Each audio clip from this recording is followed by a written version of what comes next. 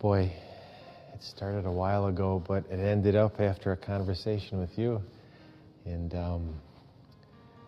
it was really good because of actually stepping into something that I have such a passion for. But the biggest thing was that for me was that I could actually see that there was something that I was doing that was important for somebody. That was such a simple act that I considered just a simple, really, a thing to do. And yeah, I mean, that was amazing, Lucas. It really was. There was an invitation, forgive me, I can't remember if it was Becky or you that had first asked me, but on Saturday, Kelly had photographed a bunch of families, single moms, coming in, and then I was asked to come in on Sunday for a couple hours to photograph, upstairs there. So that was when I first got there. It was, I was happy to do it. Part of me wasn't sure what to expect through the whole experience. And then it was neat to be able to sit there and listen to the families talk to one another. And there was one mother who had said that she had never had any kind of portraits done for her family, ever. And I'm looking at these, teenagers and, young teen kids, and I'm like, you've got to be kidding me. Thinking this to myself. And to be able to be part of that, just to be part of that moment in their lives, and to be able to share something with them, that they found that was real special to them. And I was like, this is very cool. It really is.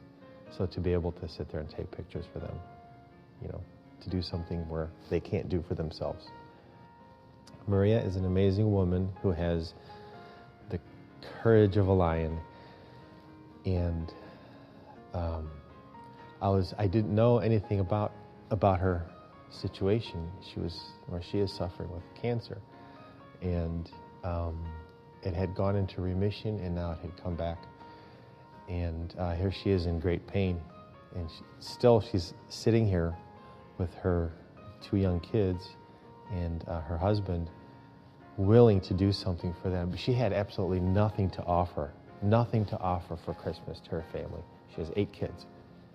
And then she said, this was afterwards when we were in the hallway there. She was explaining that nothing to offer, nothing to give, no money, but these pictures are going to be the gifts that she was going to give her 8 kids. And I thought, you gotta be kidding me. This woman is suffering from cancer, and she is thinking of her family, thinking of her kids still. And how do you give thanks? How do you give thanks to God for being part of that, for allowing me to be part of her life for that time, and to be part of something that would, it's going to be a memory that her kids will have of her, and the kids that she brought. That was amazing, Lucas. That was amazing. It was. It's hard to fight back the tears thinking about Maria. She's a wonderful woman. That reminds me of something that a favorite pastor of mine, your dad, had said at one time, that people don't want to hear about the sin in our lives, rather the victories that we have in our lives. And that question really hit home with me on this because, how do I explain this? It's kind of like a mix of the prodigal son coming home. It's a kind of a story of coming from the desert, to an oasis that's Christ. And it was a long process that I had to go through. It took 6 years for me to finally come full circle back to God. And part of that story started in Australia when I had a chance to visit a friend of mine, Jim and Shelley Savage. And I stayed there for 3 weeks on a short-term missions trip as well. And they had prayed for me, and I had spoke to them very frankly about some things that had happened. And how through their prayer, how much I was really touched that here are Christians who are, in spite of their struggle, they're still clinging to God, and they are trusting in God, and they are expressing to me how God is trustworthy no matter what. No matter what, God is trustworthy, and He's always there. And so and that was 3 years ago. And for me, I finally got to that point where I realized, it's one thing to have it in your head. It's another thing to live it and experience it in your heart and for it to become real for me and for anyone. And so I had to let go of a lot of different things. And then by letting go of those things, those harmful things in my mind and my heart, I was actually able to allow God back in. And through that, it was like this clarity that came to my heart, to my mind, that God has always been there. God never went away. It's just I'm the one who had actually turned away. It's good to experience and have that oneness and that closeness with Christ again. Nothing feels better. Nothing. In spite of all the different difficulties that are going on, to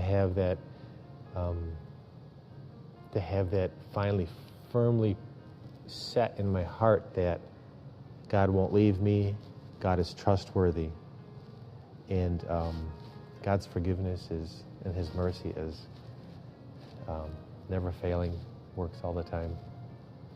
The first thing that comes to my mind is what we had expressed to each other about kind of like get your body there and your mind will follow, and fake it till you make it. And I know those are kind of funny sayings, but for me, in some cases, I had to do that because I needed that repetition of getting back into a good habit of prayer and scripture reading.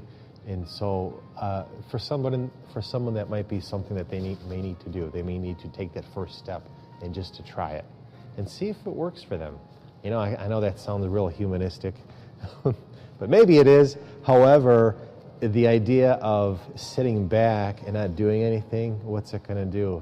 What's the old Chinese proverb? Journey of 1,000 miles begins with one step, and so forth.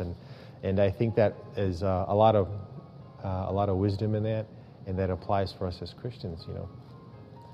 Jump into it, get into it, try something. Even if it's wrong, try something. And then through those experiences, God will speak to us. We'll speak to one another and say, hey, you know what, that's not really fitting for you, or maybe that does fit you.